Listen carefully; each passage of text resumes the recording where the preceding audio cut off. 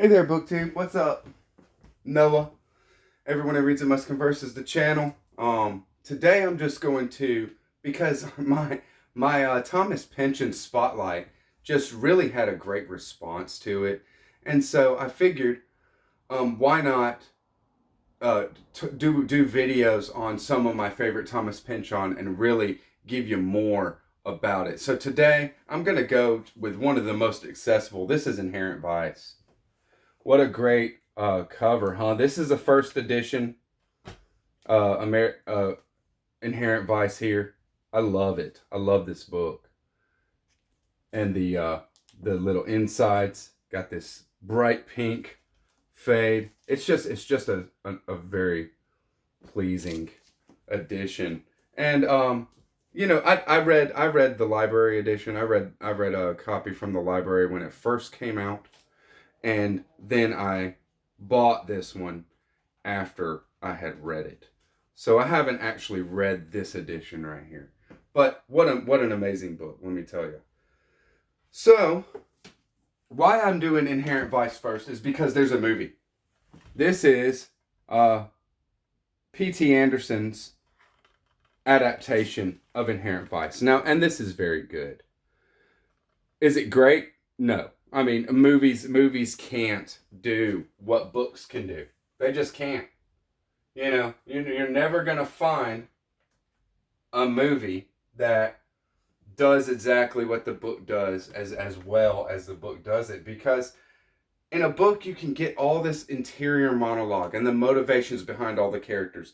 Like I've said in a previous video of mine, in movies, in books, you can have an author roll out a character, barely have any screen time, barely have any time on there, and then roll them out. And that character can be a fully fleshed out character. That character can affect the characters, the main character or other characters in ways that are only internal, through memories or other things like that. And it can be a fully fleshed out thing. And in movies, you can't do that. And Thomas Pynchon is a perfect example of why. I mean, this might be the only, if not one of the only, there might be a couple more of Thomas Pynchon's novels that could be adapted for the screen, but this might be the only one that it could ever be done, and only by a master movie maker like P.T. Anderson. All right, enough about the movie. Inherent Vice is very, very fun, very, very wild, and like in my in my After Spotlight video, I said it's kind of like Fear and Loathing in Las Vegas, but a private investigator story. And why I said that is because this is a thing that doesn't stop. Fear and Loathing in Las Vegas is this kind of ride that you're on that is going off the rails sometimes, and it's fast paced and it's moving and it never stops, and more, just kind of things just get piled on. And that's how it is in Inherent Vice. We start off and meet our main character, Doc Sportello. He's a private investigator, a hippie, hippie generation, baby. This is set in Southern California, late 60s. And so this is a time period where, the hippies and the love generation are definitely being, getting a sideways glance from all the all the cops and all the authority figures. And that's where we're at. And an ex-girlfriend of Doc Sportello's comes into his office, which is, his home or whatever, and says that she needs his help. I need your help. I've been with this guy, Mickey is his name. He's a real estate mogul, and he's been hanging out with Shasta, and they've been on trips and just doing, millionaire things, living the life, living this lifestyle where money is no object kind of thing. And she thinks Mickey's in trouble. Mickey has disappeared, and she says, "Doc, I need you to find out what's going on." And Doc says, "Okay, you know," and she doesn't give him much to go on. But Mickey is a very prominent real estate mogul, so it's not something that, you know, it's not something where he doesn't have any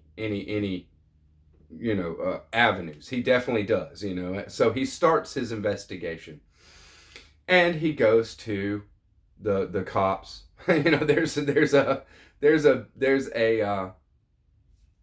a cop that's on his ass named Bigfoot Bjornson, and what an amazing character Bigfoot is. Just this kind of stuffed shirt, you know, holier than thou cop that hates hippies and hates Doc, but wants to figure him out too. He kind of wants to figure Doc out, and they have a relationship. They definitely have a kind of weird relationship, and it's very, very funny and very cool to see their interactions and things like that. Not only is Mickey gone, and there's this kind of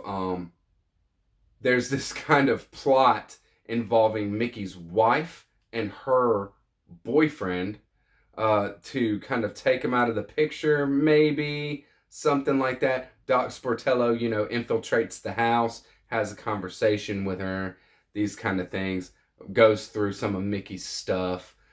There's all kinds of threads, always, in Thomas Pynchon. There's all kinds of threads that you just kind of put right there and keep in the back of your mind, because you don't know if they're going somewhere or not. And they ultimately all kind of build in this fun way to, you know, to something you never expect, that's for sure. So in this is you know, you're on the fringes of conspiracy. They were on this ship, you know, doing some kind of deal, things like, and so there's this group, there's this ship, or there's something, and Doc Sportello is finding out about this slowly, and sees, and here's the name of the Golden Fang, and the Golden Fang is the name of like this unknowable kind of evil thing. What is happening kind of stuff. There is a lot of conspiracy, as far as there's a kind of underground dental conspiracy going on, where this group, you know, it seems like this group is getting hippies hooked on, you know, dope, maybe like you know, crack or something, till their teeth, you know, rot out or something, and then give them that, they're the ones that give them the you know, the procedures to fix their teeth. And it's this whole conspiracy to, you know, feed off these hippies every step of the way. It's ridiculous, but very fun. So Bigfoot has an ex-partner named Adrian Prusser, I believe. I might get some of these names wrong because I read it a long time ago. Adrian is his name, but I think his last name is Prusser. And it's not very clear, but it's hinted at that Bigfoot and Adrian's relationship was more than just professional, if you know what I mean. And so Adrian is actually a very bad dude, and involved in some very bad stuff, and involved with the Aryan Brotherhood in a big way, and doing things like pushing drugs into the community and whatever. And Doc is getting into that kind of thing as well.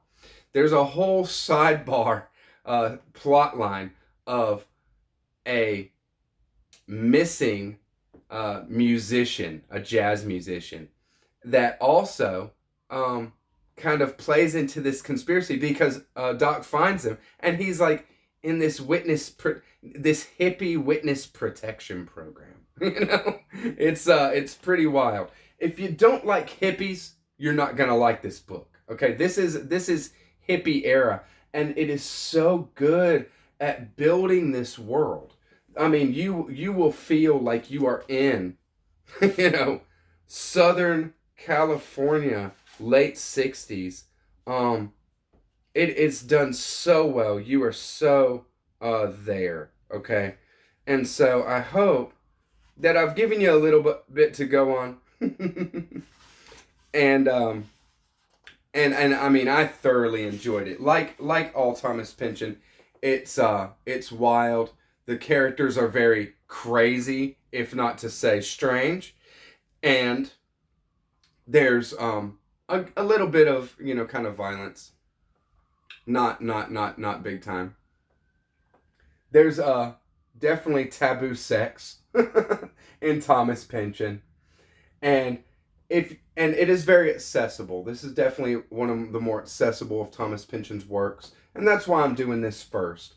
And you know, if you try it and you find yourself kind of losing your way, you can then fall back on the movie here, and I'll say a little bit about the movie as well, because it is done very well. Doc Sportello is played by Joaquin Phoenix. It is he does a very good job. Joaquin Phoenix plays this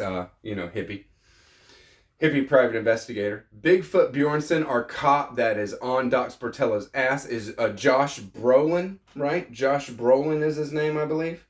Yeah, Josh Brolin. He's great. The jazz musician that is in this kind of underground hippie witness protection program is Owen Wilson. And so there's also Doc Sportello's lawyer. His legal advice plays a big part in the book. You know, I say a big part. You know, there's a lot of characters in in Thomas Pynchon's books. So the only characters that play a big part are the main characters. And arguably Doc Sportello's lawyer is a main character, but and that is Benicio del Toro in the movie. So it's a lot of heavy hitters. This is a really a movie full of heavy hitting actors and done very well, and one of the best directors and movie makers that there is. And it is said that in this movie, as an extra, you know, like in the background somewhere, Thomas Pynchon is there. That he's actually in the movie somewhere, and as an extra. And so I don't know. I haven't watched it with that kind of eye where I'm trying to like figure out which one is Thomas Pynchon or something like that. But we'll see. And you can kind of check it out and get your bearings. But like I said, Inherent Vice, it's an accessible one. Hope y'all enjoyed this book too. Holler at me if you did, and catch you on the next one. Bye bye.